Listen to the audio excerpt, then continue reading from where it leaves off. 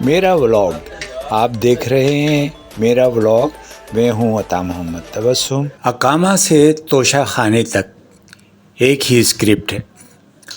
توشہ خانہ کیس میں اسلام آباد کی سیشن عدالت کی جانب سے آج عمران خان کو 3 سال قید کی سزا سنا دی گئی اور انہیں لاہور سے گرفتار کر لیا گیا۔ خان صاحب اس بارے میں بہت پہلے سے تیار تھے۔ عمران خان آہنی عزم اور ارادے کے آدمی ہیں۔ انہوں نے کینسر ہاسپٹل سے اس قوم کی خدمت کرنے کے جس کام کا آغاز کیا تھا وہ ملک کے وزیر اعظم ہوئے۔ عالمی سطح پر تسلیم کیے جانے والے کھلاڑی بھی ہیں۔ دنیا کی امیر ترین اور حسین ترین خواتین سے ان کی دوستی بھی رہی اور بے تحاشا ملکی و بین الاقوامی مقبولیت بھی انہیں حاصل ہوئی۔ وہ اپنے کیریئر کے عروج پر تھے جب انہوں نے ریٹائرمنٹ لی۔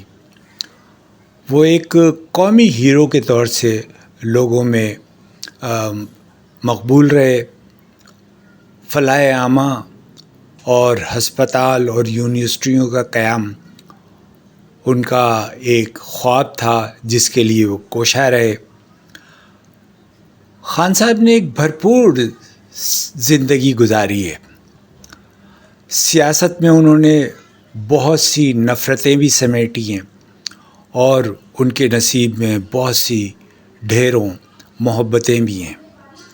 جو لوگ ان سے محبت کرتے ہیں وہ ٹوٹ کر محبت کرتے ہیں اور ایسے بھی ہیں جو ان سے انتہا درجے کی نفرت کرتے ہیں۔ عمران خان اپنی ماں کی دعا وہ لے کر اس میدان میں آئے تھے۔ شہزادگی اور درویشی دونوں انہوں نے دیکھ چکے۔ عمران خان کی گرفتاری کے بعد شاہ محمود قریشی جو ہے انہیں پارٹی امور کا سربراہ مقرر کیا گیا ہے۔ اسد قیصر، شہریار آفریدی، فردوس شمیم نقوی، علی محمد خان ان کے ساتھ ہوں گے اور اب انہیں توشہ خانہ کیس میں اڈیالہ جیل منتقل کرنے کے انتظامات کیے جا رہے ہیں اور یہ نواز شریف اور ان کے خاندان کا ایک پرانا خواب تھا کہ عمران خان کو جو ہے وہ جیل میں رکھا جائے، انہیں جیل کی سلاخوں میں رکھا جائے، ان کے ساتھ ایسا سلوک کیا جائے۔ لیکن لگتا یہ ہے کہ عمران خان جو ہے وہ ٹوٹنے والے نہیں ہیں اور وہ ایک پاگل پن کی حد تک معاملات کے اندر فیصلہ کرتے ہیں۔ یہی رویہ ان کا کرکٹ میں کپتانی میں بھی رہا تھا، سیاست میں بھی رہا تھا۔ وہ اپنے فیصلے کرتے ہیں اور خود سے کرتے ہیں، یہ ان کی بڑی بات ہے اور وہ اپنے فیصلوں پر جب ڈٹ جاتے ہیں تو وہ پھر ڈٹ کر ان کا مقابلہ کرتے ہیں۔ ان کے تمام معاملات کو جو بھی اس میں پیش آنے والے ہوتے ہیں ان کے بارے میں وہ سوچ رکھتے ہیں اور وہ ان سے گھبراتے نہیں۔